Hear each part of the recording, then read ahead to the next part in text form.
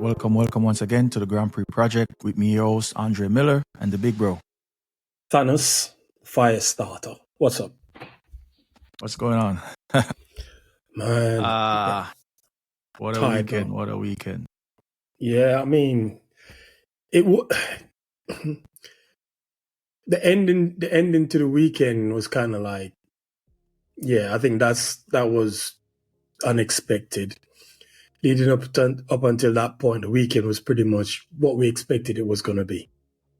Yeah. There was nothing really surprising about it until that moment, but we get to that when we get to that point. But yeah. It was pretty much, I think it was pretty much as straightforward as we anticipated sort of weekend. Up until the mistake in the main race, right? Yeah, which we'll get to at some point. Yeah. It's not the first time he's done that, so. Yeah, well, let's all right then. So actually we're talking about America's GP, MotoGP third race of the season in COTA Circuit of the Americas, which I just returned from, and must say it was an amazing weekend.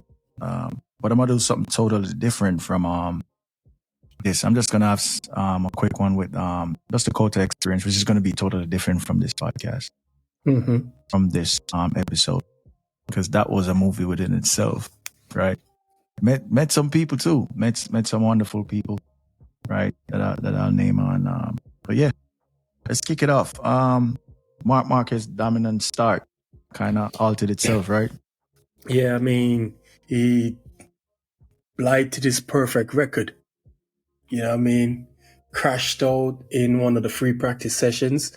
Almost did his own version of Jorge Martin with that face plant. Luckily, I don't think he was going fast enough, because if he was going any faster and he fell off and fell like that, I think he probably would have done himself some serious damage. But, picked himself up, dusted himself off, went back out, dominated again. He was fastest in all the practice sessions? Easily. Yeah, he was fastest except I don't think he was fastest in the warm-up. I could be wrong, because I missed that part. But all the practice sessions, especially whether it was wet, intermediate. I think his Bravo was fastest one. I was there, but I was behind with so much things. I don't think Alex was faster than him in none of the practice sessions. I think one of the sessions, I'm not sure. Yeah. Because the one he crashed out of, he got back on the bike and he was come back out.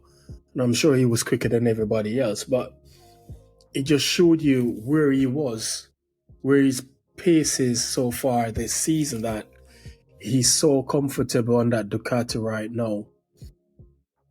I think to beat him will require him making mistakes. Like what just happened? Yeah. And throw away an easy 25 points. You know what I mean? When was the last time someone would have started the season with 6 straight wins? If I'm not mistaken, I probably could go back to when they first came in with when they move away from the 500cc's to the now V4s, when Rossi had that Honda. I think that was probably the last time someone started the season in that form, but I could be wrong. I'd have to go back and check the results, check the stats. It's FP1. He wasn't fastest. Morbidelli was fastest in FP1. Okay, then cool. There you go, another Ducati. Yeah. I did a video of me climbing the COTA Tower. There's an elevator and then there's 420 steps. Yeah. And at the end of the video, I said something. I haven't released the video, but obviously I'm gonna say what I said on the video now, because I promised I was gonna say it on the podcast. So when I was at the top of the tower, right, I was looking on, because the thing under the tower, once you come from under the Red Bull Bridge, that corner, and there was something that unique that I saw that was on, that it was only happening on. Marquez was the only person that was doing it. And I looked for a bit, I zoomed in my camera and I'm looking and I'm like, this is crazy. I've never seen it. I always heard people's, like, other riders or even people in the paddock speak on it, but I've never seen it with my own eyes. And that is the way they say he modulates with the front tire. with the front end of the bike. Mm-hmm. This guy was going around the corner, and you could literally see the front of the bike, literally like it's oscillating, right? And I'm like, how the hell is he doing that? And I stood and watched every other rider. No one else can do it. You could see it like he's literally on the edge of grip, like he's towing up, and it was beautiful to see. I'm not even gonna lie, because I'm like, you can't even process how someone could do that at that speed, lean angle, and he just doing something. You could just see the front of the bike just oscillating on the line, and he's got it under control, but he's getting speed out of it. I'm like, I've never seen. Which is why they say left-hand corners is where he makes up most of his times. Because again, coming out on it, that's a right-hander. No, turn one.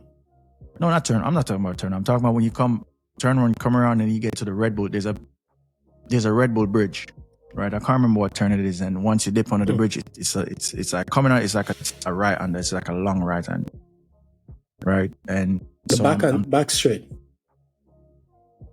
Is it off the back straight? I think it's before you get onto the back straight. I don't really. I would have to go back and look and pick out the corner number because, standing from top of the tower and just looking at, I've never seen anything like. I always heard about it, the way he thinks that he could do with the front end of the bike and how he could, and seeing it my own two eyes was like wow, that's crazy. That's wild. The way he just lives on the edge of grip. That's why he is who he is. You know what I mean? He's one of the all-time aliens. But again, at the same time, he's going to be kicking himself because he knew he threw away what was an easy win for him. I don't think he'll be kicking himself. I think he knows. He will because he has to, because he went from having a 37-point lead over Peco to now being only 12 points ahead of him. That's fine. You remember before the injury? You remember the last time Marc crashed at a COTA? When was that? What's that? I don't remember. No. 2019. 2019. Yeah, but they didn't have one there in 2020, right? No, and but I say there's something significant about 2019. Why? Well, he went on to win the championships. That's his most dominant season ever in MotoGP, right? Yeah, but and I think you'll be worried if he. Anyone who puts in that type of work is gonna feel some type of way. But I think Marc is one of them riders that just gets up and just be like, all right, then it happened, move on to the next race. Yeah, but at the same time, he's gonna kick himself because again, he's gonna feel disappointed. I don't think he's gonna live on it. You threw away 20. It was a 37-point lead, and if he had won the race, it would have been 42 points. So if you look at it, it's a what? From 42 to 12, 31. It's a 30-point swing in Peco's favor. It's 11 points now. I thought it was 12. I thought he's 1 point behind Alex, and Peco is 12 points behind Alex. No, and 11 points behind Marc. Okay, so it's a 31 point. It's a 30-point swing in Peco's favor. That's a massive amount. So if he comes back and he loses the championship, that ain't gonna happen. Well, again, you can't say that because again, you're barring injuries, it ain't gonna happen. But you did again. That means you're disregarding Peco, and I don't think. You're somewhat doing. You're somewhat doing that. The thing is, I think barring injuries, the only way Peco beats Marc this season is it has to be an injury. Or Marc is gonna. That's the way I'm seeing it. Okay, fair enough. You can say that, but at the same time, don't discount Peco. Because I saw you said something as well. I saw you tweeted something and you said if Alex had made if Peco had made the move earlier on Alex, he was not going to live with Marc. I disagree with that. Did you see the interview with Marc? What did he say? Tardazzi was telling him, "Hey man, just win the race. Don't go up the road 4 seconds. Just win it at the slowest possible time that you got." And I think that's what he was saying, that when he built up the gap in the main race, when he started controlling it, that's when he made the mistake and crash. Right? Was that mistake because he was controlling the race? I I'm not gonna put. I don't agree with that. And again, Yeah, my point is, there you would have known Peco was not living. No one was living in the same time zone as Marc this past weekend. But what I said was, if Peco had passed Alex on that first lap, maybe he could have stayed with him. He could have gone with him. I don't mean stay. Okay, so now you're adding maybe. No, he would have got. I did, because that's what I said. If he had passed Alex on that first lap, he could have gone with him. We don't know if he would have been able to maintain it for over the whole entire race distance, but he would have been able to go with him at an earlier stage. You don't know. Again, it's a possibility that it's actually the pressure of having Peco behind him forced that mistake. No, not with almost a 1.5 second lead. Mm-mm. So, but okay, a 1.5 second lead is not really that big of a lead, is it? What? In MotoGP? What are you talking about? Not with that many. Not with that many laps left. Yeah, but if you could maintain a 1 second lead, the person behind is going to have to work. Yes, and again, but to maintain that person behind you is going to also be pushing as well. So you're going to have to, at some point, you're going to have to up your pace. So I don't think it's really, you can say a 1.5 seconds is like a safe sort of lead, because again, a snatch break into a braking zone, you run wide, that 1.5 second lead disappears, you find yourself in P2. So it's not really like that's dependent on mistakes. I'm saying so which is why you can't say it's really a good lead. It's a good anything over a second in MotoGP is a good lead. You can't, but that's what you just proved my point. You can't say it's really a good lead if a snatch breaker you run wide at a corner, run off track, means you lose position. It's not really a good lead. So what a good lead is something whereby it's built in a contingency for something like that. So if you snatch your brakes and run a bit wide, the most you probably, if you drop a second to the person behind you, you still maintain your lead. But if you're like 1.5 seconds and you have that and you drop a second, you lose that position. Throwing those things in, but ask anyone in motor racing, a second lead, and consider none of that happens, you're gonna have to work to close that gap. Again, the person behind him is a 2-time world champion, and that's the problem. And that's the problem. That's the thing. The problem I'm having with a lot of this Marquez take. Yo, look, we know Marquez is great. We know Marquez is a much better rider than Peco, but at the same time, don't disregard Peco as like he's some scrub. The guy's a 2-time world champion for a reason, and we've seen at the start of this season, he's been struggling with that bike. This weekend was the first time that he actually beat one of them, the Marquez brothers, in a race. And he beat Alex on pure pace. He had look at the pass he pulled on Alex. 2 races ago, that would have never happened.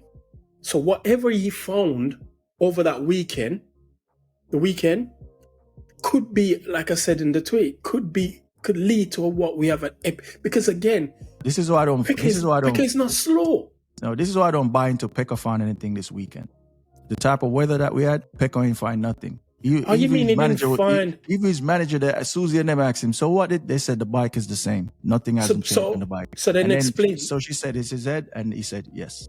So then okay. Then he found something in his head. Then in his head, so it wasn't the bike. It might have, but he has been struggling with the bike, and Tardazzi even before the weekend, leading up to the weekend, was saying, "Yo, they need to understand what's going on with Peco on the bike, and they need to get to the bottom of it."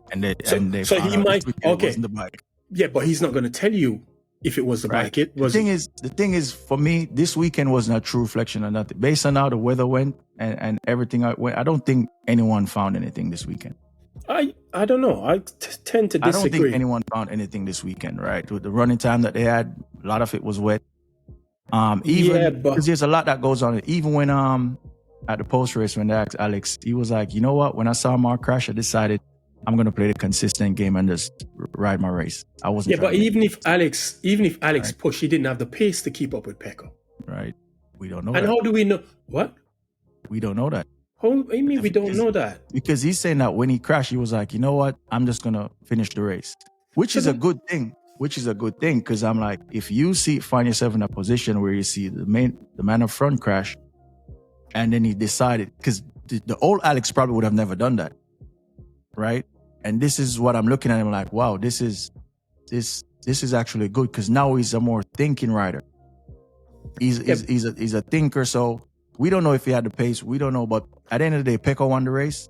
Yeah, but it was a but good at the ride same by time Peco. you say that, then you can also, then how can you say you don't think if when Peco passed, if Peco had passed Alex on that first lap, he couldn't have gone with Marc? Because the pace that Marc had all weekend, everyone knows it. He was Marc was over 210 for the whole weekend, above everyone. Okay. But again, I don't agree with your argument that Alex could have gone with Peco, because No, I didn't say that. I said we don't know. Based on what he said, we don't know. So I don't think he had him beat. I don't think the whole thing that you're saying that Peco found. I don't think Peco found anything. Yeah, but before the crash, but before the crash, before Marc crashed out, the way Peco passed him on that straight, literally rode away from him. He didn't have anything to respond with, or else he would have responded earlier, before the crash. Because the thing is with this, right? We don't know. I'm not saying what Peco won the race, right? Which was good for him. I'm happy that he won the race, because now the championship gets restarted in Qatar. And then when it goes on to then, we see who wins. Mm-hmm. I know who my money's on, right? I know all the money's on. Yeah. Right now. What I'm looking at is ultimately Peco did what he had to do to win. He took the opportunity from Marc's mistake. Alex rode the race, a good race in terms of a thinking rider, right? He's probably looking at, you know what, I'm just trying to play the long game. Maybe he didn't have the pace to go with him, right? I'm just glad that he didn't go with him and overrode if he didn't have the pace and then crash. Yeah, but right? But look at it this way: even if that had happened, what would Alex have lost in comparison? What had happened? Because he only lost 5 points to Peco. No, even if what had happened. If Alex had gone with Peco and he crashed out, he only lost 5 points to Peco. Yeah, but you still don't want to lose 5 points. You still got to play the consistent game. Because we see what those crashes do on a championship, right? You only need the first one. All of a sudden you're in a deficit, and the next mistake, so then Marc should have played a consistent game as well. He didn't need to be going, because at one point leading up to that crash, he was setting fastest lap after fastest lap. Marc and Alex is two different people. We know that Marc. We haven't seen Alex win a main race yet. So if Alex is gonna, I say we put Alex in the championship, because he's leading now, right? Mm-hmm. I personally think it's not, as I've been saying, I've been preaching it. I've been screaming on top of the hill. Everyone thinks it's a fluke. I doubt it. I think he's made a step as a rider. Don't know where it came from, right? He's on the bike that won the championship last year. He led, but I don't think it's just the bike. Yeah, but when you have I get what you're saying, but at the same time, when you have a good bike, obviously your performances are going to go improve. Yes, it should, right? Mm-hmm. So let me ask you this. Based on that theory, right? Who's the better rider? Morbidelli or Alex Marquez? Who do you put of them two? I'm going to put Alex. You put Alex over Morbidelli, right? Yeah. Okay. Mm-hmm. All right then. And they're both riding the GP24. Because the thing, I'm surprised you said that, because most people think Morbidelli is better than Alex. I don't agree with that. I don't. But if you speak, they think Morbidelli is just I think Alex is the better rider. I think a minority of people would put. Hold on, hear me out. I think a minority would put Morbidelli over Alex, and even if a majority did that, again, it goes back to our original talking point a couple of weeks ago, where we said Alex is paying the price of being Marc's brother. Because again, they're thinking he shouldn't be there because he doesn't have the pace or whatever it is to be in MotoGP. He's just there because he's Marc's brother. Disregarding the fact that the guy's a 2-time world champion. And no matter how long it took him to right? So Morbidelli has only ever won what? One Moto2 championship? Yeah. And he did challenge, kind of somewhat distantly challenged for a MotoGP championship. Yeah, when he was on the Petronas, I think it's the Petronas Yamaha with Fabio. So right? you rank Alex above Morbidelli? Yeah, I think Alex is a much, and again, it's not something that should be even be debated. Hey man, you'd be surprised, right? So again, Alex is not on a better bike. He's on the bike that won the championship handily last year. Ducati has won 20 straight races. Yeah, 20 straight. Right. Name. Again, I put out a tweet this week where I mentioned something about Rossi, right? When Rossi left, when they moved to the V4 in 2000 and, oh God, was it 2002? 2002, because he jumped off the Honda in 2003 and went to Yamaha. So when the first year of the V4s, that Honda, the RC211V that Rossi was on, was light years better than everybody else. And not even they won that many races in a row. Yeah, this Ducati thing is crazy. Ducati literally, and as in the tweet I even mentioned it, they're not just dominating it from the factory team standpoint. They're doing it even with the satellite team. Because again, if you go back to that Rossi era, remember, you had the HRC Honda, you had the West Honda with Alex Barros and Loris Capirossi. You had what's that Spanish Telefonica Honda with I think Sete Gimeno, and I think it was it Melange was his teammate as well. I believe it was Melange was his teammate, or I can't remember. And I think he also had Fortuna. I'm trying to remember if they were Honda or they were Yamaha. But either way, them factory bikes didn't, even with that RC211V, they didn't come 20 straight races Ducati has won. 20. If you go back, who was the last non-Ducati winner? You're counting the sprints. Count sprints? Yeah. Who was the last non-Ducati winner, if my memory serves me right? COTA last year. Maverick Vinales. COTA last year, Maverick Vinales. That's the last non-Ducati race winner. And you're talking about, again, it looks really bad now, to the point whereby you're pretty much thinking the top 4, 5, 6 positions, if everybody finishes and has a good race, would be all Ducatis. Yeah, because that's what would have happened if Marc and Fermin Alliger didn't crash. I mean, top 6. All Ducatis. You know, I'm gonna wrap up off so it's a Peco win, Marc crash, Alex a steady second again. What I'm gonna wrap up on the Alex thing is that I know it's a well dialed in bike, but the thing is as well, if you used to look at Alex on a previous, even if he had a good position, he would ride, and then at the end he would be, again. I think he learns how to. I think because you remember you still got to learn. I think he's better at time management now. I think he's better at managing his pace throughout a race now, right? And then given the bike that he's on now, he just makes that little personal improvement he made, and now he's on the machine. Mm-hmm.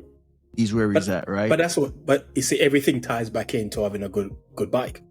Because when he was in those positions and he was crashing out, he wasn't on a really good bike. He wasn't on a bike that was dialed in as the GP24. Because again, it's pretty much like a plug and play bike from last year that won.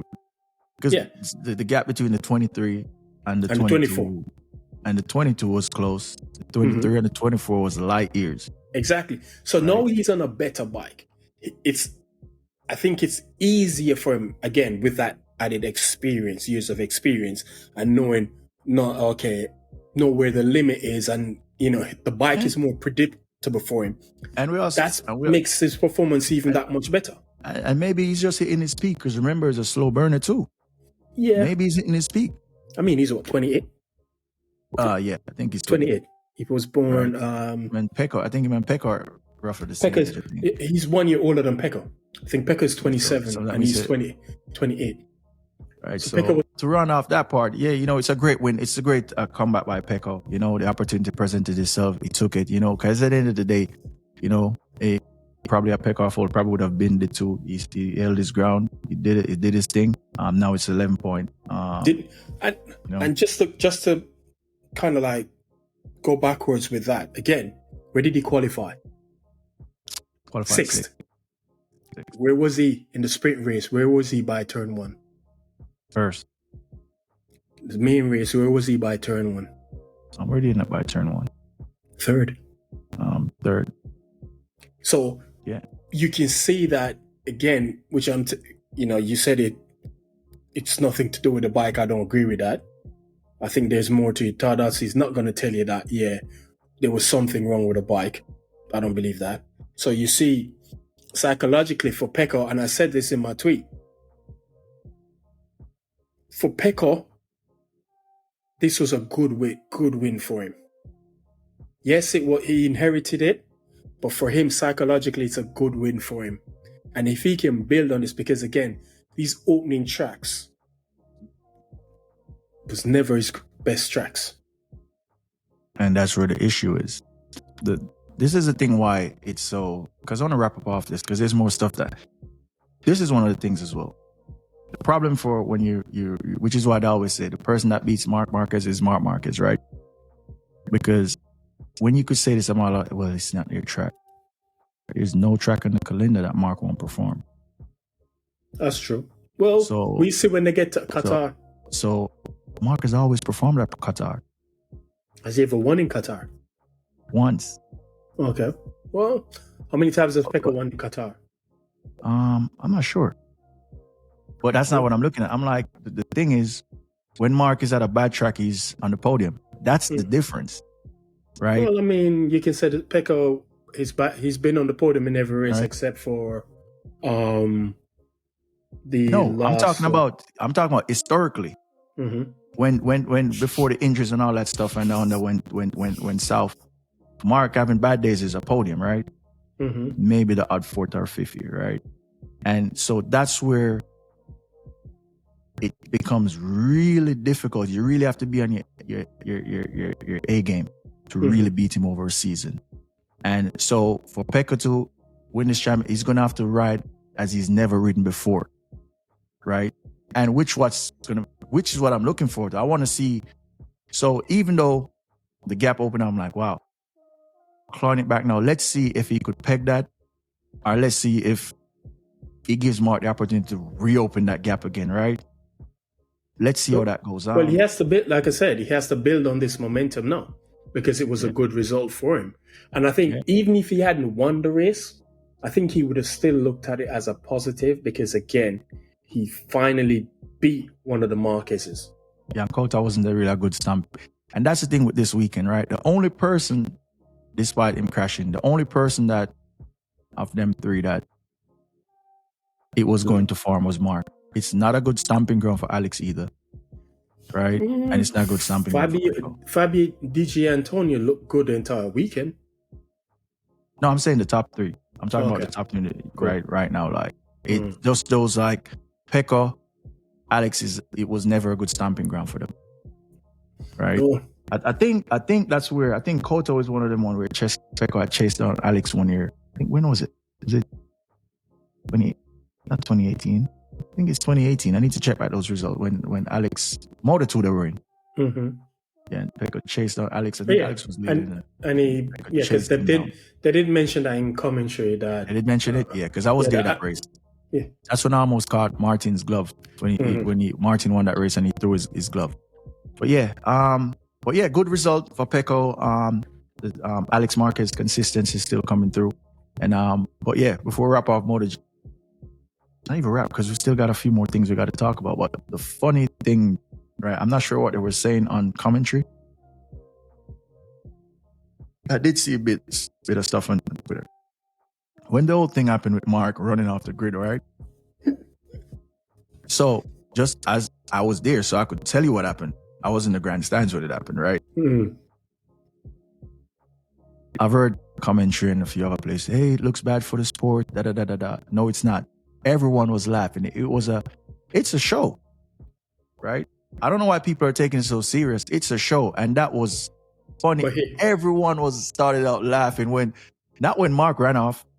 The fun part was when Peco saw what happened. It's just like they threw hot water on Peco's seat. He just jumped off and started to run. And Peco legged it. So and it was just it was comedy gold, right? We at the track, we enjoyed it. We were just laughing like, Yeah, but that's funny. this is why, here's why there were a lot of people weren't too happy with that. Yeah. Because Agora, I can't pronounce his name properly. I think two other riders had gambled on slicks. Raul Fernandez. I can't remember who the third person was. I'd gambled on six. So had they started the race... And I think Bastianini. Yeah. So had they started the race as planned, right? Marc probably wouldn't have won that race. Yeah. Yeah, we know that. Because the rules, they misunderstood the rules. Oh, no. What rules did they misunderstood? So, you know what he did, right? Yeah, they said if it's basically like a ride-through penalty, he would have gotten and elected to start in the pit lane. But what he misjudged it as was, I think he misjudged it as if he switched the bike, he would start at pit lane, right? And continue as normal. But I think the rules are, no, you could switch, you'd come back around and take your regular starting position, then you have to serve a ride-through penalty. A ride-through penalty. Which is worse. Okay. So what they misinterpreted the rules, but what saved them was the fact that more than 9 10 of the riders ran off and then it became a safety issue from what Mike Webb is saying, right? Yeah. But it was comedy gold. It was funny. I'm sure it's going to be one of them clips that's going to be showed. Yeah, because for time. It was just, and because if you look on, people were saying they're upset, but ultimately, this is what I always say to folks: it's a sport, and there are rules, and with everything in life, there are rules, and there's always loopholes, and that's how rules get tighter and tighter, right? And when you're a competitor, every rule that's there, if you see, whereas it's got a gray area, even happen in F1, everyone exploits the gray areas until they be like, well, we gotta close that. But the question I have to ask is, why was it deemed a danger if less than 10 riders? No, Mike Webb said there was too much people like in the pit lane. People was coming off the grid. He said it was just too chaotic, and that's a risk that they didn't want to take. I don't understand that, because again, when everybody leaves, all the mechanics and everyone leaves the grid, okay, you have the empty grid slots. Yeah, but he's worried about the people, all these barrage of bike with still people, camera people, everyone's still in the pit lane. And then you got these bikes barrel down to go get to the end. So he said he saw it as a safety issue and just stopped the race and just issued a restart. But is it again? Oh, so you're saying then it's not in the rules that they had to start the race, do that. He only did that because of... Yeah. So in the actual rules, if there wasn't that issue with the... They started the race. They would have started They would have actually started... They would have done actually like a Lewis in Hungary 2021 with only 9 bikes or 10 bikes on the grid, whatever it is. And then the other 10 bikes would be in the pit lane waiting for the race to start. I guess, or they would have did the warm-up lap, took their position, and then they would have to take a ride-through penalty. Okay. But again, yeah. And again, that's why a lot of people were kind of a bit annoyed with it, because people had took a gamble. Again, the likes of Aguirre, Bastianini, and Raul Fernandez took that gamble. And because of that move, their gamble didn't pay off. Yeah, so it cost them the possibility of a much better result than what they had. Yeah, but that's what I'm saying to you.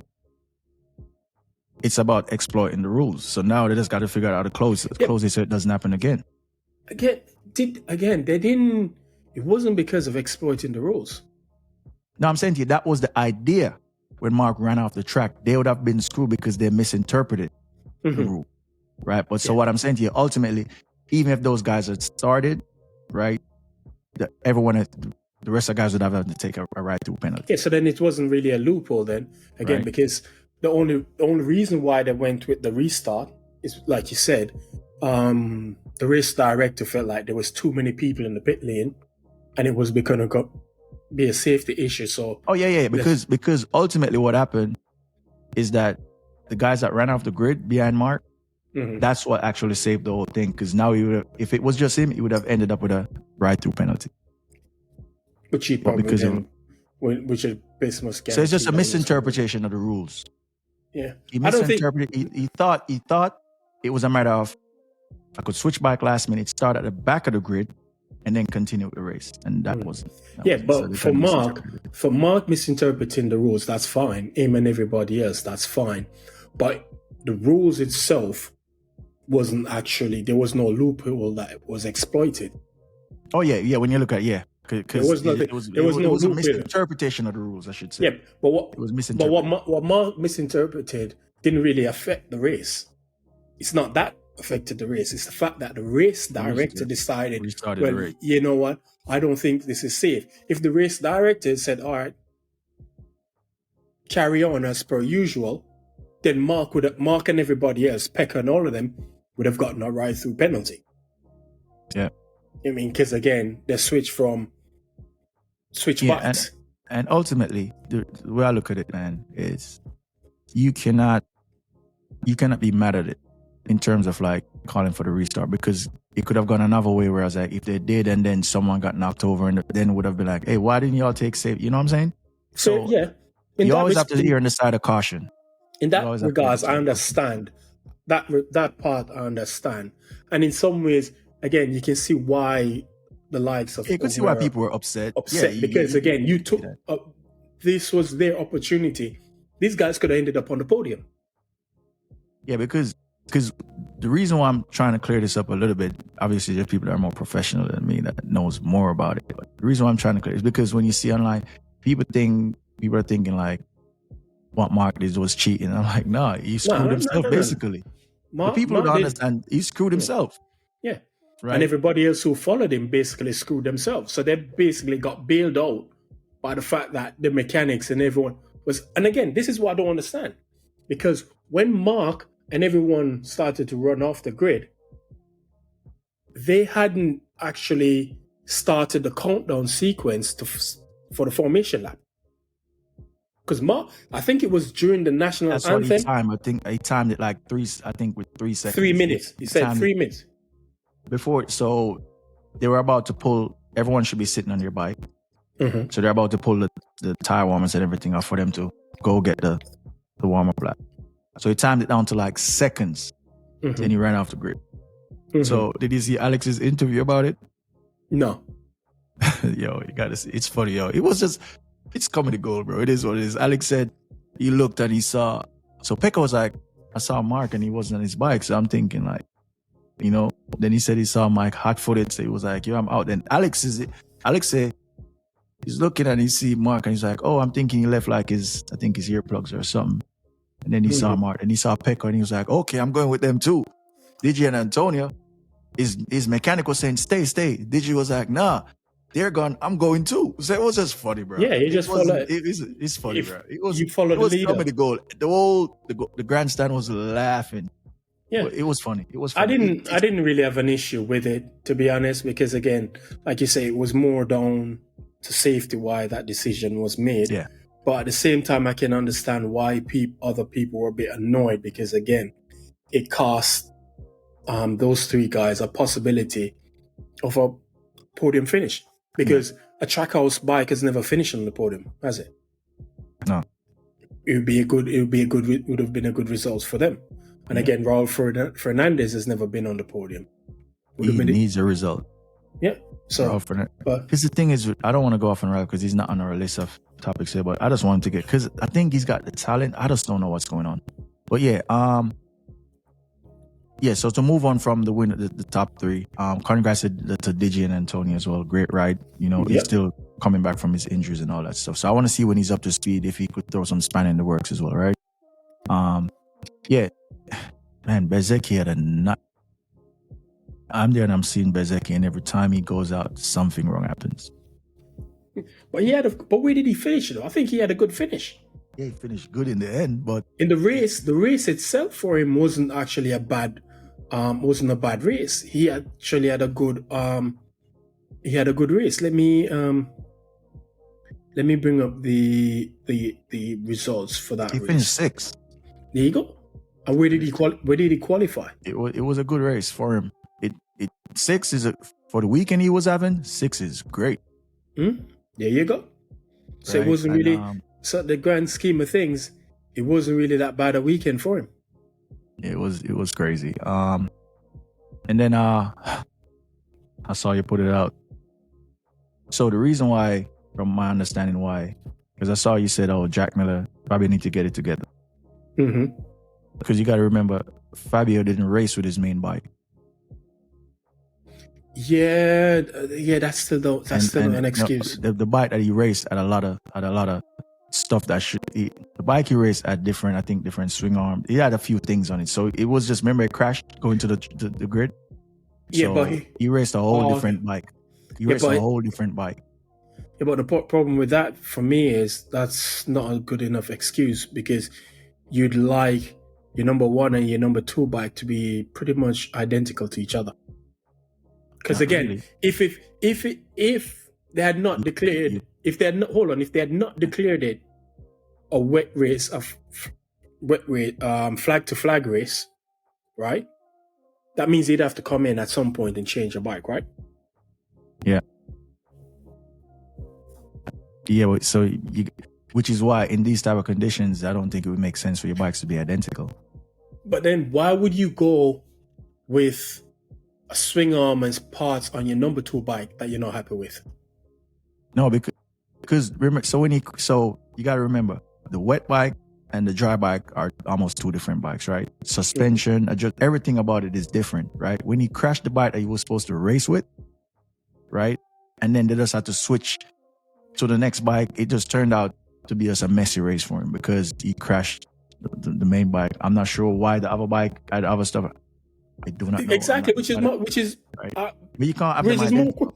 In a situation where it could be flag to flag, you can't have them, because guess why?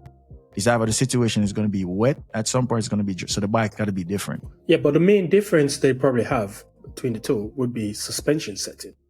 If it's a wet race, electronics but the electronics, I mean, they can program the electronics. I mean, that shouldn't. Again, the electronics would be like, it'd be more probably a less aggressive engine mapping. The suspension might be a bit softer, etc.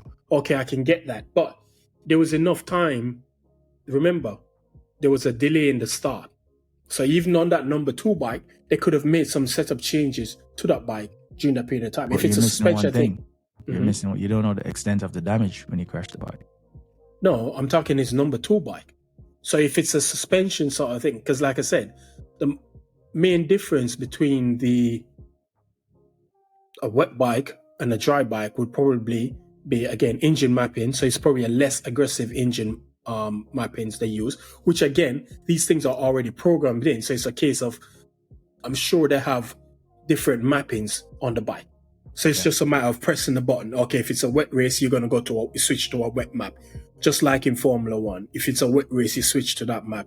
Again, it deals with all of that, your traction control, etc. Your suspension might be a bit softer. And again, because there was a delay, I'm sure they could have actually done something. So you would think, but these guys, there must be a reason as to why. Ultimately, Fabio's performance in the race wasn't a true reflection. It wasn't good because he performed well in the sprint. Reflection. Yeah, it's not a true reflection. He had a good really worried about sprint that. because he finished behind I can never pronounce his name properly. Ogura. He finished behind him and was marginally ahead of who's the second rider for Trackhouse? Oliveira? Raul Fernandez. Because he's deputizing for Oliveira, isn't he? No, Oliveira is Jack Miller's teammate. Oh yeah. So who rides? So okay. So Oliveira is injured. I remember. Augusto Fernandez is deputized for him this weekend, running the number 7. Yeah. So he marginally finished ahead of the second Trackhouse bike. So, and right now, I'm perplexed by Yamaha.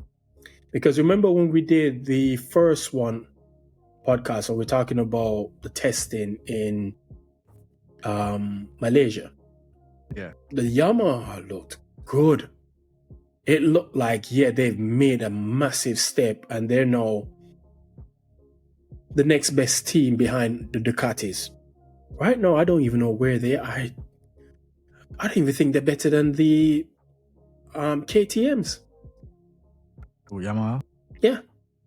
They're not better than the KTMs. Well, the KTMs in Pedro Acosta's hand, and it's not better than the Aprilia. Forget the Aprilia. It's not even better than the Honda. Have you seen the Honda in the last two? The Honda. So, dude, you know what? Both Hondas were in front of all three Hondas. Actually, all four Hondas were in front of Fabio. Luca Marini, what's his name? Alex Rins, and Johan Zarco. Who's the other Honda? Because there's Mir, there's not Rins. Rins is right Honda. There's Mir, there's Luca Marini, Zarco, and the Sankhya Chantra. Well, yeah, he wasn't ahead of them. He's on the Idemitsu Honda. So he was pretty much, So that's the only Honda that wasn't in front of Fabio. Look at how the Hondas, I mean, there was Honda took a bigger step this season than because they read out a stat in qualifying. Seriously, I laughed when I heard it. That was the first time back-to-back races a Honda. You had both. I think it was the first time you had both factory Hondas make it straight into Q1 since, I think they saw within the last 2 years. Both of them didn't make it straight through. Marini made it through. Luca had to go the long way. Yeah, and I mean, they both were in Q. Okay, got it. Okay. It was the first time the factory Hondas made it into that since Marc was there. That's crazy, right? So you see the step, and you could see that Honda have made progress when you go back to Argentina. Look how well the Yamaha right now. I'm scratching my head and I'm thinking, at some point Fabio is going to look at this and think to himself, I should have left this team ages ago. I should have renewed my contract. Because I'm sure had he decided not to renew his contract, he would have been on one of these Ducatis. Which one you think? He probably could have been Alex's teammate. I don't see him in the VR46 setup. So it's very likely he could have been on he could have ended up being Jorge Martin's teammate. If he had moved when he renewed that contract. He would have been on that Pramac Ducati. If he had moved when he was supposed to move rather than renew the contract. But again, I mean, they paid him handsomely. He's already won a world championship. They can't take that from him. And he's getting paid a ton of money at Yamaha. So in some ways, financially, he's looking at like, I'm good. But from a competitive standpoint, he's probably looking at this like, this is not good because I'm still, Fabio's only, 20-something? Yeah. He's still young. But he's looking at this now like, what's going on? And you have to ask the question. Again, I believe this is the second year of the concessions for Yamaha. Right? Yeah, this is the second year because they had it last year. And I think this year they have way more concessions than they had last year because they were terrible last year. So they got a whole heap more concessions. I think they can bring more. I think they have 1 or 2 more era changes. They can use more engines. They now can test more than any other team, and they have more tires to do testing with. So they have a larger concession compared to the others. But where's the progress? It's rough. When are we going to see this? Because again, remember we had this discussion. They're changing bikes in 2027. So you have all of these concessions. If 2026 comes and there's no progress, then what? They still haven't brought out their V4 engine. When is that coming? And again, by the time that comes, 2027, they've moved down to what, 850s? Yeah. What's going on at Yamaha? I thought the problem was Lynn Jarvis. He's gone. I guess this is just a trickle-down effect from his time in the team. Yeah, but at the same time, you can't really, because Lynn Jarvis gave them a lot of championships, so you can't really. Yeah, but at the same time, Lynn Jarvis also was too Rossi-esque. He wasn't paying attention to what the Ducatis were doing. They were late to the party. If you look, Ducatis were the ones that started to bring all of these aero devices to bikes. Right? And Yamaha stayed. Yeah, if you look at the Yamaha, even if you look at a Yamaha now, and you compare it to a 2009 or the championship winning Yamaha that Fabio won, they don't look that dissimilar. Yeah. This is kind of off the topic as well, but I have to speak about this guy, man. Who? What's up with Joan Mir? He cannot finish a race to save his life. And he was in good point scoring position. This guy keeps, so let me, because I'm always like, okay, Luca Marini's okay. I don't think he's done a lot. He's not pulling up trees. Right. However, he's finishing races. Well, that's been Mir's problem. He's a crash bandit now. He's turned into a crash bandit. Luca Marini's 10th in the championship. Yeah, Joan Mir's become a crash bandit because he won. I get it when you could say, hey, we have to push, but then when you're developing a bike, you need the info, you need the data. Mm-hmm. But Luca Marini being the one bringing home the finishes, and then you're crashing out. They need all that data, bro. Finish the race. And again, he was running in a strong position because I think, where was he? He was ahead of, I'm sure he was ahead of Bezzecchi at one point in the race. The guy just keeps crashing. Well, didn't I say on the motorcycle? If you're trying to get back to the front, you need to finish the races. Yeah, I think the data. You're in data mining mode right now. Joan Mir's opportunity to get back to the front of the grid has gone. That's not going to happen. Honda is where it is for me. If it doesn't work out, Honda, he's going to end up probably in World Superbikes. Yeah, and you know what's crazy?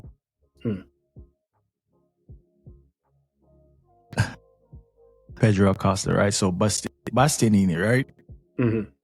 Who was having a nightmare in qualifying. Was never a great qualifier, but he knows how to ride through the field. Someone heard one of who was it? One of the guys on one of the other podcasts said Bastianini will be perfect for endurance racing. True. Because he gets quick as the race goes on. So let me ask you this. So tell me why is Bastianini and Pedro Acosta on the same amount of points, bro? Because Pedro Acosta problem is the same thing as is it Mir or Rins? Which one we were talking about? Mir. It's the same as him. They crash a lot. And I remember I said it to you. I think two episodes ago, that if Pedro Acosta keeps crashing like how he's been crashing, he might not be in MotoGP for too long, despite his talent. Because again, he crashes too much. That's bold, though, bro. Dude, it's his second year. That's bold. It's his second year, and it's the same issue. That's bold. But because the thing, you can't disregard that the bike is giving him issues as well. Again, because it's probably gonna. Because I literally just said Mir needs to bring home the bike, and then I'm gonna say, well, I guess I'm looking at it like Mir's more experienced. He's a former world champion. This guy's a rookie who's in his second year, still trying to find his way. Right. So I guess I'm not gonna that. But he's had more crash this season than Agüero. Yeah. Who's the rookie? Yeah. You're right. So again, is it? Yeah, it's a tough one. He's in a tough and, spot, but I don't think he's going anywhere anytime soon. well, true, because Neil Hodgson Yeah. mentioned in commentary that thing you spoke about a couple episodes ago, that there's rumors that he might end up on a Ducati. And Neil Hodgson was saying, like, Pedro probably can't wait to get off that KTM. Yeah, obviously. But again, my problem with that is he needs, before you get off that KTM, you have to show people that you're not a crash bandit. And because the thing is, the reason why Brad Binder is highly rated, right? Doesn't crash as much. And even though Pedro is an upstart, but Brad Binder just knows the bike isn't great, but he just knows to drag it around the track. And which is why when you talk about, if you want to be in the great conversation of the greats, right? You're gonna have to be able to do stuff like that, things like that. Yeah, I mean, points wins championship, right? Right. Yeah. Points win championships, and at some point you're gonna have to learn, like, you know what? Today is not a good day. Let me bag as many points as I possibly can, because despite Fabio being on a dog of a Yamaha, how often does Fabio crashes out of a race? Not much. Not often. So even if he doesn't score a point, 9 times out of 10, he's going to bring the bike home. But you're not doing that. And again, what you find with Pedro is when he crashes out, it's from strong positions. Yeah. He's not crashing out when he's like 15, 16. He's crashing out when he's like in the top 10, top 5, top 6. That's when he's crashing out. And you're like, yo, dude, come on. Because when he crashed out on Sunday, they were talking about him like, his riding style and how quick he... And then 2 minutes later, Pedro Acosta has crashed out. And you're like, oh, God, water is wet. Yeah, it's the second season. Look, the bike is a handful, but it's more like when Bastianini was having a nightmare, is equal on points as the guy. Again, does it look good? He crashes too much, and other teams are looking at that. Is he fast? Absolutely. But if you can't stay on the bike, being fast is useless. Because the problem is, if you go to like a Ducati and it's the same issue, where do you go from there? Which is my point. If he carries on like this, he's not going to be in the sport for much longer. You know what it reminds me of? Oh, God. I don't want to cross them. But Michael Ruben Rinaldi, right, was on a factory Ducati in the Aruba IT team with Bautista as his teammate. That boy crashed so much. You know where he's riding now? He left the Aruba IT factory team, and I think he went to an independent Ducati team. My man is in World Super Sport and stinking of the place. But Ruben Rinaldi was quick, but his problem was he crashes too much. Yeah, you don't want that for Pedro. Listeners are probably like, did he just mention Ruben Rinaldi in the same? However, true, but but ultimately the point is, you got fast riders. He's won 2 championships, right? Cool. So, but yeah, you have to stay on the bike. You can't be fast and crashing again. No, you already know how to go fast. You just need to learn to stay on the bike and know when when you say, okay, let me just take the points. I don't need to risk, especially when you know it's a bike that can bite you at any given time. Exactly. It's but let's see. As I said, I don't think he's going anywhere anytime soon. I think he's going to be on a Ducati next year. I have a feeling next year he could. Yeah. Next year, because we still don't know how the KTM contract cycles don't. Yeah, but we still don't know how the KTM situation is going to pan out next year. I think they're going to be there. Well, they're going to be there. If they are, then more likely he's still going to be there. But then 2027, he's going to be jumping on another bike. Because next year is 26. Mm-hmm. Yeah, so next year is when they start talking about the contracts of the new cycle. So it's going to be new cycle, new regulations, and riders are going to be all over the place. Yeah, and it was also, on a side note, it's kind of good to see Jorge Martin in the pit lane as well. It was good to see him the other day, because I think we know he's better than Bezzecchi, and I think he'd get more out of that Aprilia than what Bezzecchi's getting out of it.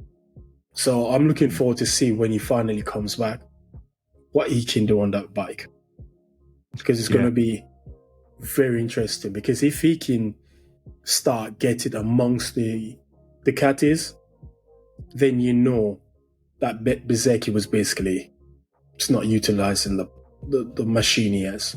So let me ask you this.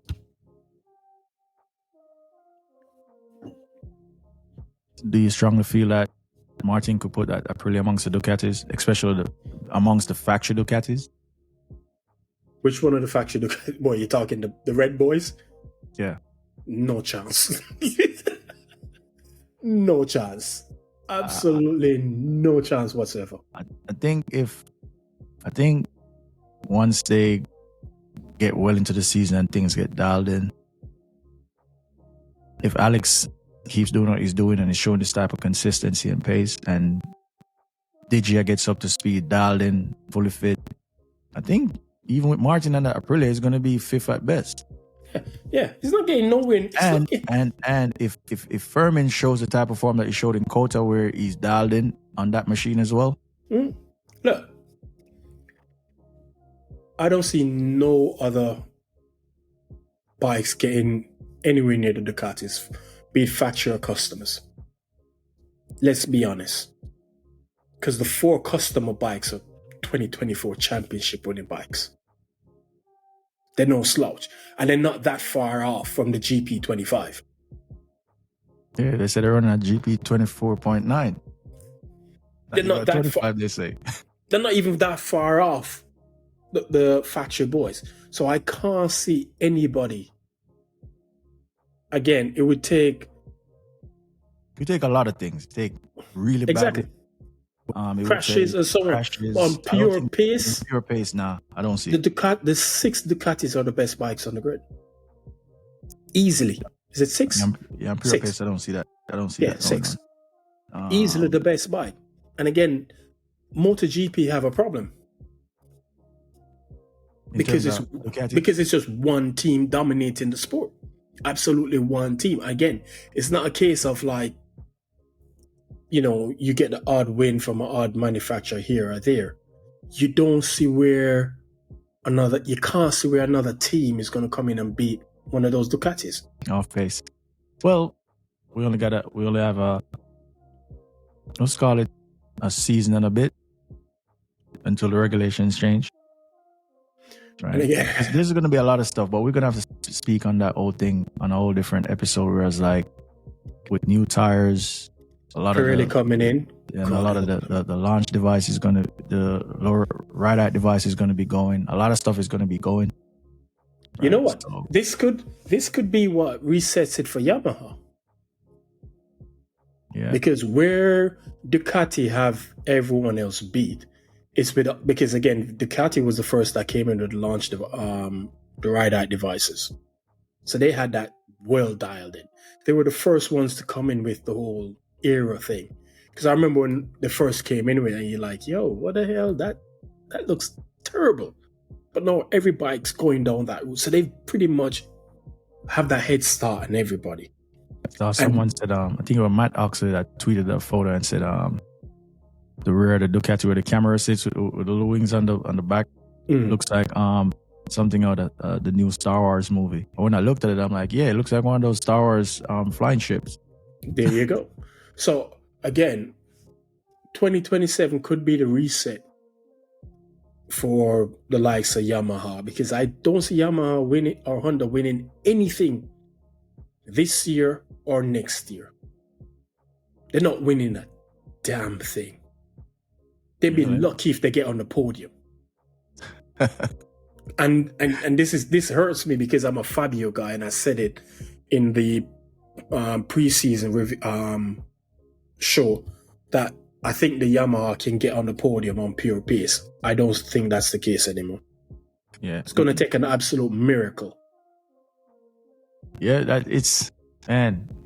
Ducati domination continues. And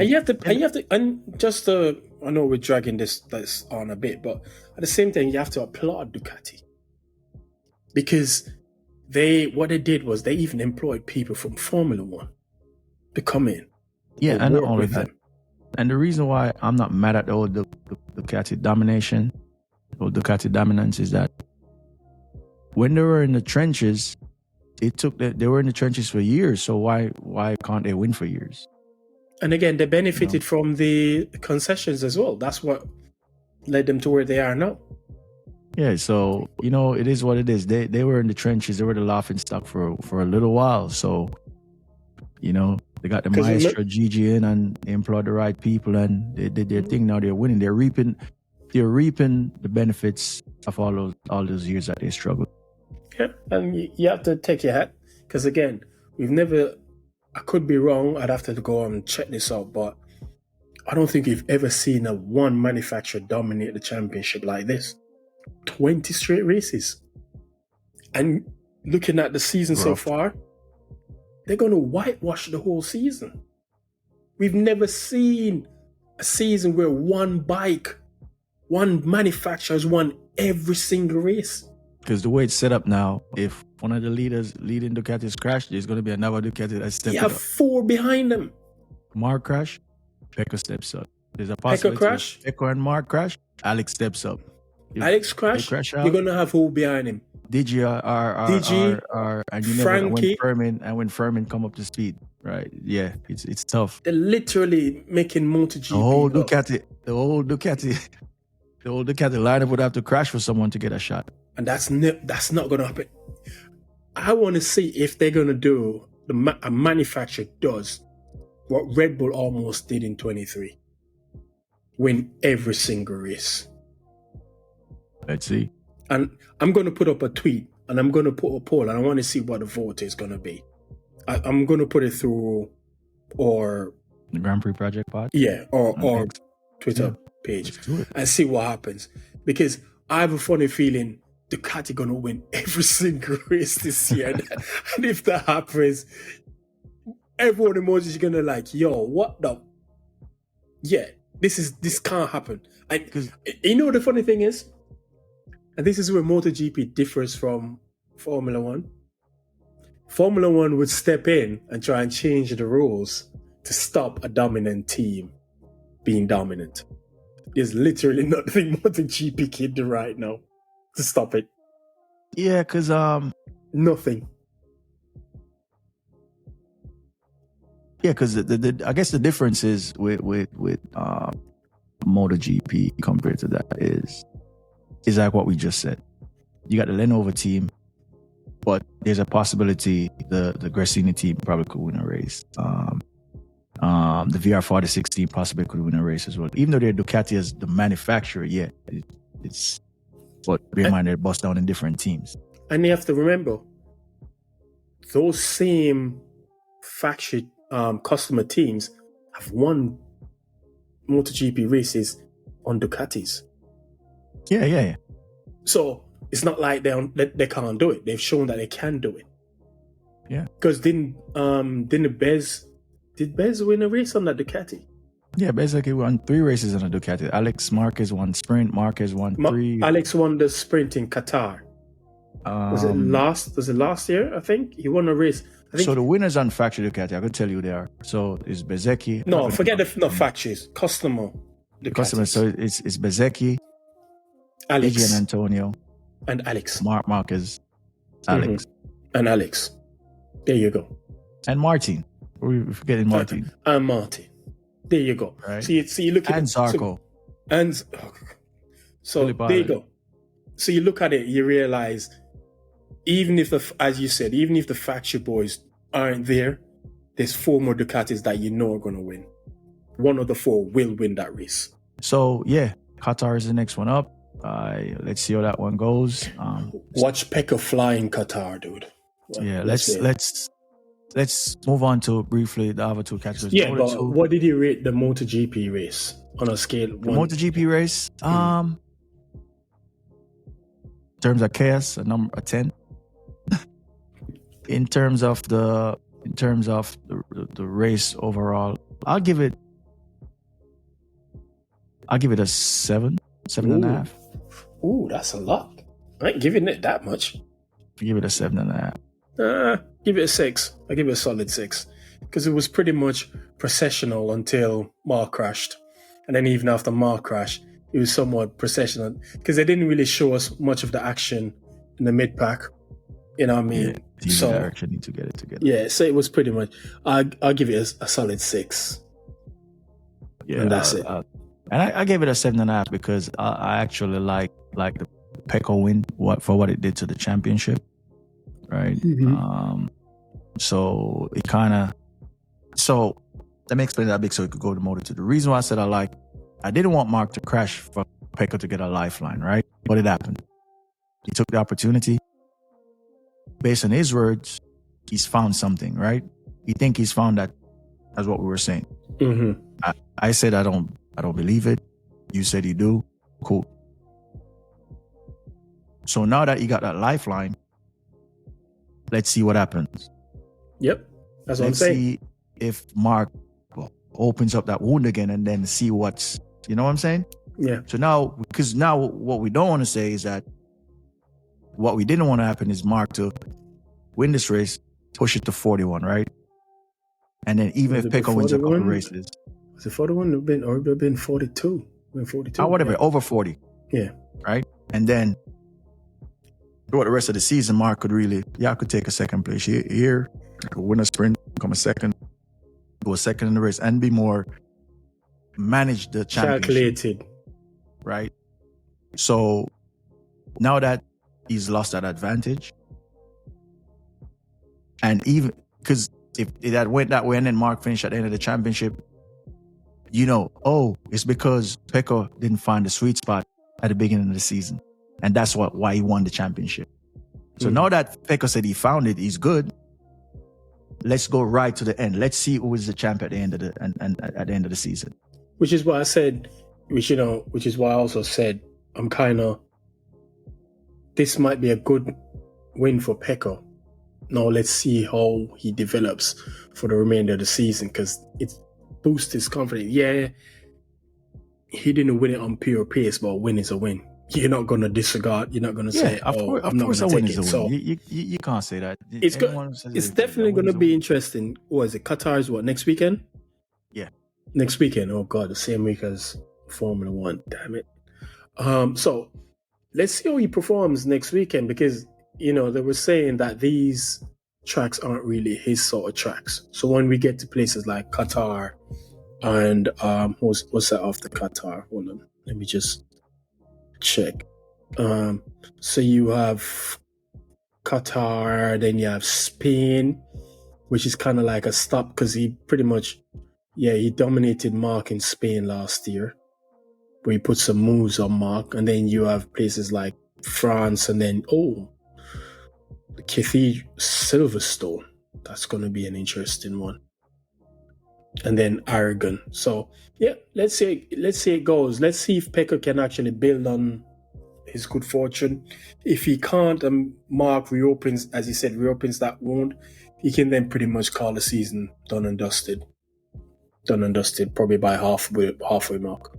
Because the thing is, right now, right, I would never call a season in MotoGP. We remember what happened with Fabio. Right? I would never call a season in MotoGP. Even if it's Marc Marquez. I'll never call a season to win that last flag. I rate Marc highly. But this is motorcycle racing. Yeah, but I think unless it with the removal of bad luck or crashes, I think you can call it. That's MotoGP wrapped up. Yeah, let's touch on Moto2 and Moto3 quickly. Yeah, Jake Dixon. Remember I said to you that Jake Dixon, and I say if he could stay consistent, he probably could get a championship. Mm-hmm. Right. He showed some class this weekend. Yeah, back-to-back wins. And I did tweet it out. How the hell did Manuel Gonzalez's team allow him to take such a risk leading the championship? Yeah, that I think everybody in that team should be fired. That was crazy. When I saw he's in slicks, I'm like, whoa. And you know the worst part about That's a bad idea. You know the worst part about it? They ran the whole entire race on that tire.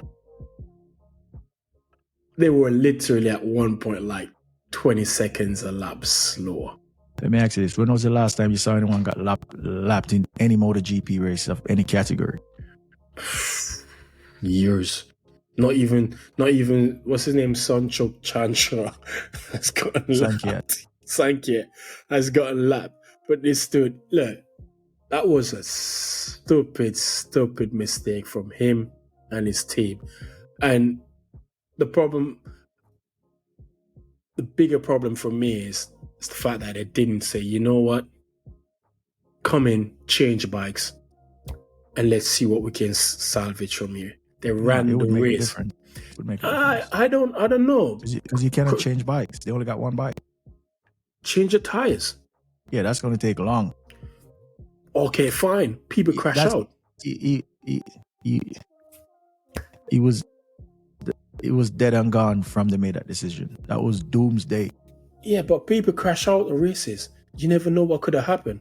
You still could have tried and salvaged something, but yeah, that was not a smart decision. If you're leading the championship and you look outside and you see, go with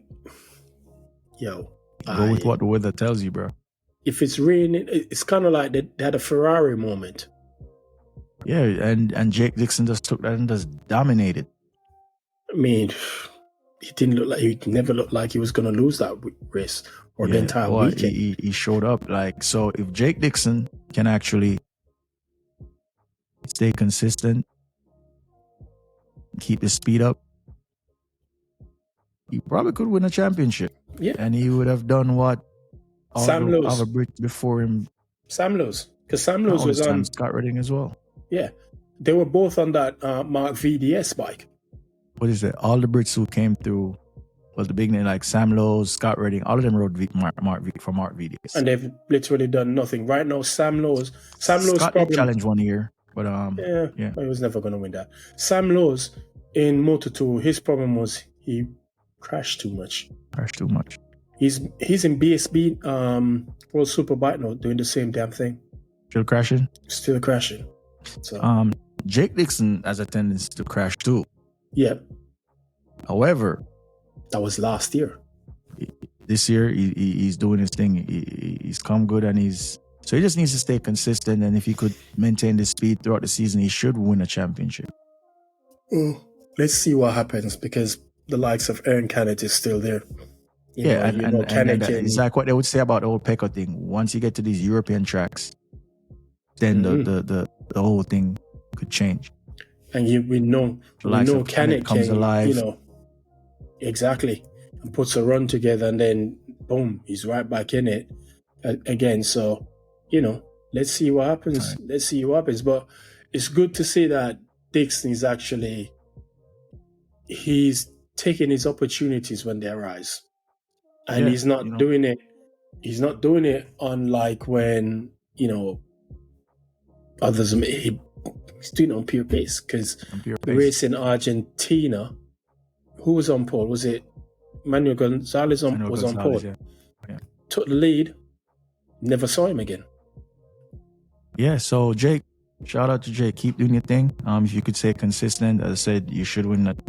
You have the potential to win a championship this year. But let's see, as we say, let's see how the European tracks show up. Because sometimes when these guys from Spain and Italy gets to those European track, it's a whole different type of thing happens, right? But the thing is for Jake, he's used to these tracks now, so yeah. I don't think that advantage is really there anymore because he knows he's ridden them a couple of times, yeah. And I'm sure he's won races because he won race last year. I can't remember where. In Europe.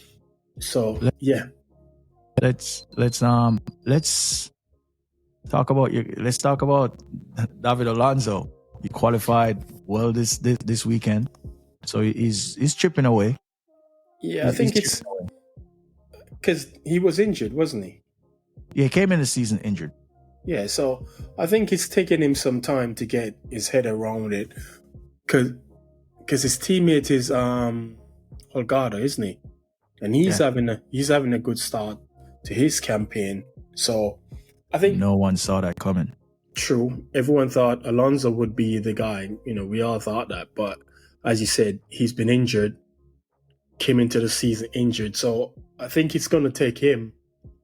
I think it's more year 2. You're going to see the best of David Alonso.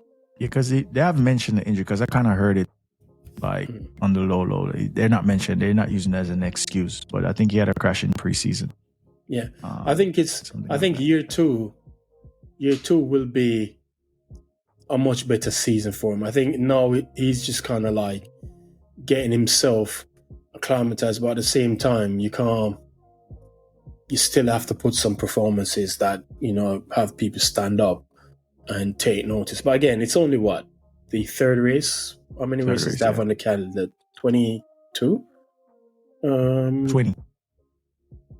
Is it 20? 20. All right, 20.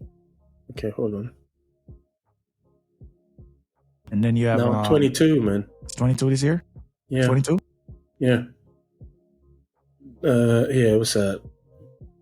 5, 10, 15, 22 races. 22? What does F1 have? 20? I think F1 has 24. 24 this year. Okay. So 22. Hold on. I'll tell you. So Holgado is doing well. So can it... The thing is... I'll tell you how many races Formula 1 have this year. I think it's 24. Okay. Kenneth was the thing is Kenneth is actually finishing his races. So I think Kenneth is also playing the long game. I think consistency is going to win that Moto2 championship this year. Probably not the person with the most wins. Yeah, Formula 1 has 24 races this year. Okay. I think it's going to be the person. I think Moto2 is not going to be the person who wins the most races. It's probably going to be a consistency game. True. And I think Kenneth is playing that game. Because who won it last year? Gonzalez is fast, so he's going to come back in the Who won Moto2? Aguero. Did he win most races? The most races last year? I don't think he did. I don't remember, No, I don't think he won most races last year. But he was the most consistent. Wait, we have to fact check. I really don't want to put that out there. We have to really... I don't remember if he did. Right. So it's Jake Dixon on top now, right? Let's see how the likes of Daniel Garda when they come to Europe and see how long it takes David Alonso to get up to speed, right? Because at the moment, you look at let's see what we got out there going on. So let's do. Yeah, Aguero had 3 wins last year. 3 wins. Okay, so Kenneth. So Kenneth, where we at? So there's a 15-point lead from Jake Dixon to Kenneth. Mm-hmm. Right, from Manuel, from Gonzalez, it's what we got right here. 14. What's that? 14 points. So 14. Yeah, one is 14 and one is 15. I think. Let me check it out. See if I got this right. Hold on. Points difference. So, no, 13 and 14 it is. So Gonzalez is a point behind Kenneth. Mm-hmm. So Jake is on 59. Kenneth is on 46. 46. And Gonzalez is on 45. Yeah. So 14 and 13, right? Yeah. And then Lopez is further down with 30 points. 30. Arbolino with 28. Ramirez 27. Baltos 23 with same as Olgado.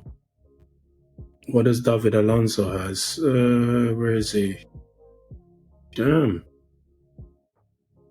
He doesn't have a point. Doesn't have a point yet. He hasn't scored any points yet. No. 2 points. 2 points. Yeah, 2 points. 2 points. That was when he scored 2 points in this weekend. Finished 14th. So he's chipping away. As I say, he's a rookie, but as I said, everyone thought it was gonna be him that's gonna hit the ground running, but it was actually Olgado. So yeah, but look at Sasaki. Ayumi Sasaki has no points whatsoever. Yeah. Terrible. But again, that's he's not a rookie though. Yeah, but that's Moto shows you how difficult Moto 2 is. Yeah, and which is what I was saying to you when we spoke about it earlier on coming the season about David Alonso and his dominant Moto 3 win championship. I'm like, man, it doesn't necessarily mean it's going to translate over in Moto 2 like that. Right? Moto 2 is a whole different type of ball game. Right? So let's see how long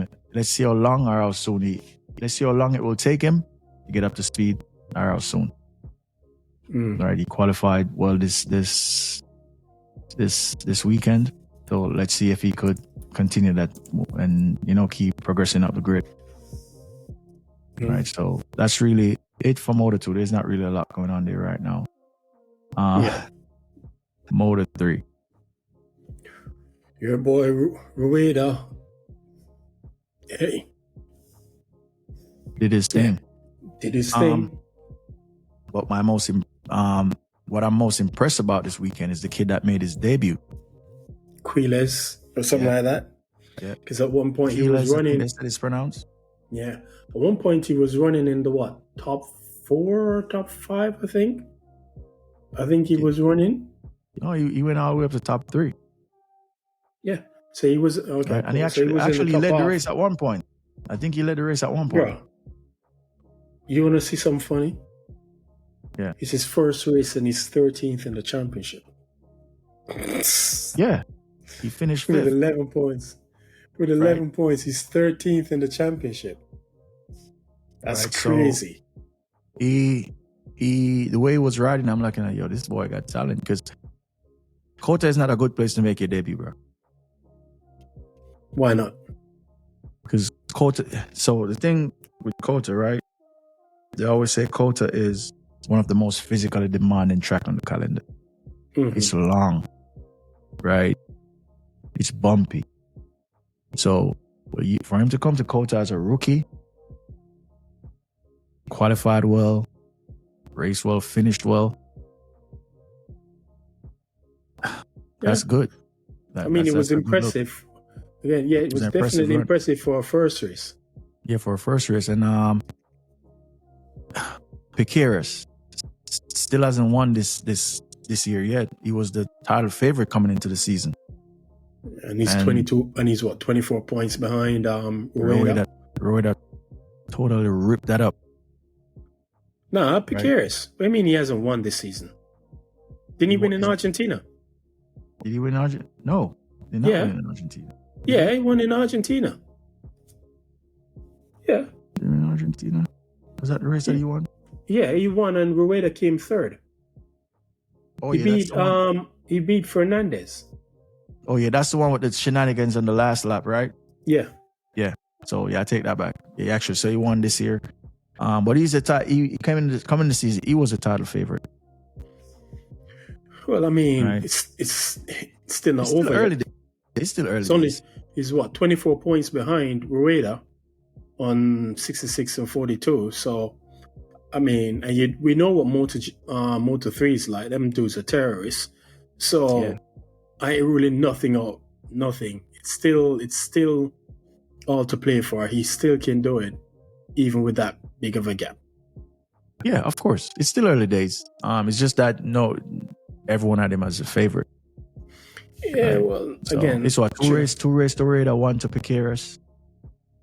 Yeah, because Rueda has been on the podium in every race. His lowest finish was third again in Argentina, Precarious, I mean, he what? And so far, Rueda is riding better than Precarious. Because the thing is with Precarious, right? He's a bit of a wild boy. Even when he was on the Leopard last year, he was a wild boy. So, let's see how soon he irons that out. Well, it's going to be... I'm more interested... To me, I think the Moto3 category is far more exciting than the other two. Yeah, because that's proving ground, right? That's proving ground. That's where you got to prove you can race, right? Everything happens in Moto3. That's where you start getting like, okay, he's got racecraft. Might not have won a race and stuff like that, but that's when they start looking at stuff to be like, okay, this is a good one. Right? And the thing is, and the bikes are more, I was going to say they're more similar, but then I remember they run different engines, so yeah, they're not really that similar. It's just two different manufacturers. Just KTM and Honda. Yeah, so they're two different engines. You know what I mean? Yeah. So, yeah. You know what's one of the things that surprised me when I looked at the standings? Is this guy. Rueda. Dennis Fudge is 7th in the championship. I did not realize that. What's he on? He's on what, 24 points? 24 points. And I'm here thinking he's doing way worse than he actually is. There you go. Right, so he's just steadily just bringing in little points here and there, and now he's in the top 10. Yeah, but he's not really bringing chunks of points, is he? The most he scored in one race was Thailand, 10 points. No, he's not. No, but what I'm saying to you, it's still points. And from where I seen where he was practicing his qualifying, it looked terrible. So for him to be in the top 10 of the championship, I know it's only 3 races, but we still got to acknowledge it. I didn't expect him to be top 10. Based on what I was seeing. Yeah, well, these things happen. So let's see how he continues for the rest of the season. Yeah, but I don't think he's championship contender though. No. I just brought him up because he came down from Moto 2 and but what that shows you is that when you make that step back, it's probably even harder than when you because he went down. He stepped down from Moto 2. Yeah, and everyone who's done that so far, from what I've seen, it's been tough. Yeah, because the Moto 3 boys ain't playing down there. It's tough. Danny Kent did it. It was rough when he came back down. The Moto 3 boys are different, completely different. Yeah, so it's terrorist country, Moto 3. Right, and but yeah, Rueda doing his thing. Precarious is treading away. And then Keyless. So now Keyless is in the mix. Let's see how that mixes things up. Right. Adrian Fernandez, he's there about, right? For some reason I like him as a lawyer. I think he's improved as a rider. Who's that? Adrian Fernandez. So that's Raul Fernandez's younger brother. Right. Whenever you look at him, look like he's always in a fight. Like he looks like a little boxer. When he takes his, he looks like he was in a fight, not riding a motorcycle. Right, but yeah, I saw him in person. He's a little guy. Right. Saw his teammate is Almeida. Saw him as well. And third race out the way. It was a good one. COTA was a great experience. I'm going to do a whole pod where I talk to you about the whole COTA experience. And me climbing the tower. Not fun. I was warned to take the elevator, but I chose to take the stairs. Actually, I saw a video where someone actually timed themselves against an actual MotoGP lap. And the MotoGP lap was a 2 minute, 2 minute 3. The guy did it in 1 minute 53 seconds. He went up them stairs in 1 minute 53? 420 steps? Yes, it is. No, they showed it. They sped it up. He walked up all of them 400. On the MotoGP feed? No, I saw it on Twitter. I can't remember. But yeah, the guy. You ain't going up that in no 1 minute and no 20. He ran up it. Why not? Oh, he ran up it. Oh. Yeah. He didn't walk it, ran up it. But then again, them knees, I couldn't do. My knees already gone. I think I'm gonna put the video out, then you'll see how long it took us. How quick we got up there, I should say. You slow. Quick, right? You slow. So. But yeah, there's a lot more from the COTA weekend, but we're gonna have an episode. It's just about the COTA experience, not just the race and all that stuff. Just what's available there, why they should actually go there. There's a few things that they're installing at the track as well. Okay. Right, so cool. Yeah. We kind of went long on this one, almost 2 hours. I'm gonna edit out a lot of this, to be honest. Right. But yeah. Once again, everyone who listens, please subscribe to the podcast. It's a Grand Prix project. It's on everywhere that you can consume podcasts. Every single one, from Apple, Spotify, iHeartMedia, as long as Amazon. As long as there's a podcast, as long as it's a podcast platform, we're there. The Grand Prix project. Just look for the bright yellow helmet, and that's us. On Instagram, you could follow the Grand Prix Project podcast or the Grand Prix Project. So it's the A and B page. The same thing is on both, just in case we get hacked. So we got the backup going at the same time, right? Yep. And we're on YouTube as well. We haven't uploaded any videos on there, but you could follow it in the meantime, so you'll be the first to see the videos that we put up. Right? Yeah. So once again, follow us on all streaming platforms. For those of you who are listening or have been listening, who subscribe, I appreciate you guys. All the people that saw us at COTA, scan the T-shirt, scan the QR code on my phone. If you're listening, I appreciate you. Thank you. It goes a long way. Right. So once again, this has been the Grand Prix Project podcast with me, your host, Andre Miller, and the big bro, Thanos. 876. Peace out. Thank you for listening to the Grand Prix Project podcast.